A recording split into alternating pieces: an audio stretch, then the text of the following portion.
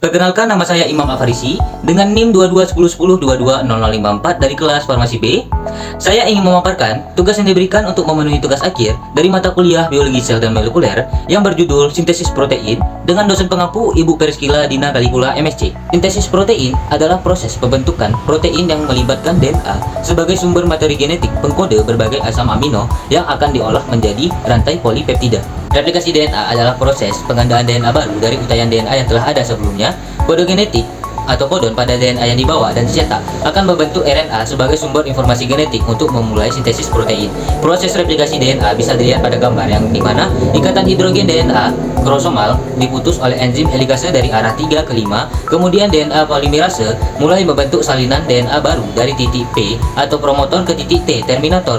Kemudian leading strand adalah rantai berarah 3 ke 5 di mana replikasi DNA terus berjalan atau tidak terputus, sedangkan lagging strand adalah rantai berarah 5 ke 3 di mana replikasi DNA terputus. Rantai yang mengalami lagging strand menghasilkan fragmen yang terputus-putus. Fragmen ini disebut dengan fragmen Okazaki. Nah, fragmen Okazaki kemudian diperbaiki oleh enzim ligase untuk membentuk DNA baru, maka terbentuklah DNA baru hasil replikasi dari DNA kromosomal. Selanjutnya, tahapan sintesis protein yang dimana proses sintesis protein dimulai ketika ikatan hidrogen DNA hasil replikasi dipecah atau diputus oleh enzim RNA polimerase. Kemudian, rantai DNA tersebut dikode oleh mRNA. Sintesis protein terjadi dengan dua tahap, yaitu transkripsi yang dilanjutkan dengan translasi. Transkripsi adalah proses penyalinan informasi DNA kepada mRNA. Berikut bisa kita lihat gambar tahapan dari proses transkripsi yang dimulai dari tahapan yang pertama, yaitu tahapan inisiasi atau permulaan. Tahapan ini terjadi ketika RNA polimerase melekat pada daerah promoter atau pangkal transkripsi untuk memulai transkripsi, dan RNA polimerase kemudian berikatan dengan kumpulan protein sehingga membentuk kompleks inisiasi transkripsi, dan RNA polimerase membuka utayan rantai ganda DNA. Dan tahapan yang kedua yaitu tahapan elongasi atau pemanjangan. Tahapan ini terjadi setelah rantai ganda DNA terbuka, RNA polimerase kemudian menyusun utayan nukleotida RNA dari arah 5 ke 3 sesuai dengan pasangan basa nitrogennya sehingga terjadi pemanjangan RNA. RNA akan membentuk pasangan basa adenin dan urasil.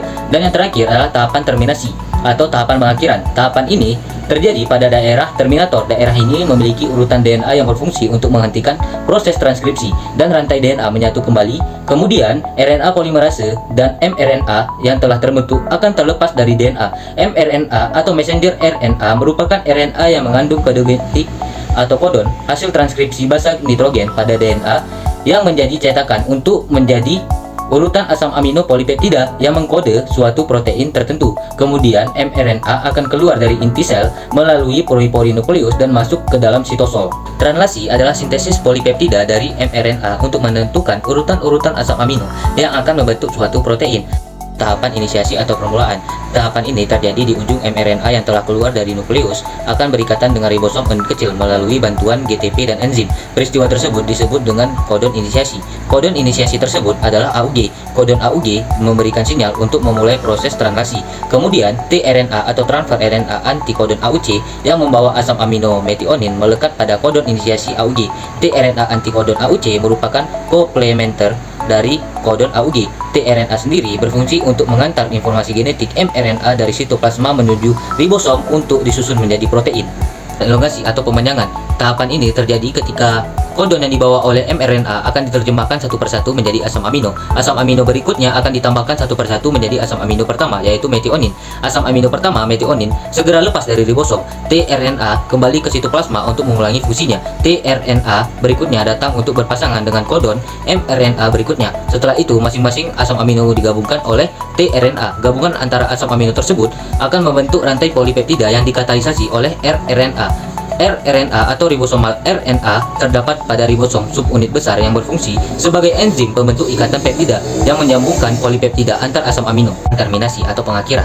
Pada tahapan ini berakhir ketika salah satu kodon stop mRNA, UAA, AUG, dan UGA melekat pada ribosom, dan polipeptida atau protein yang terbentuk akan terlepas dari ribosom dan terjadi pelepasan subunit ribosom menjadi subunit besar dan kecil.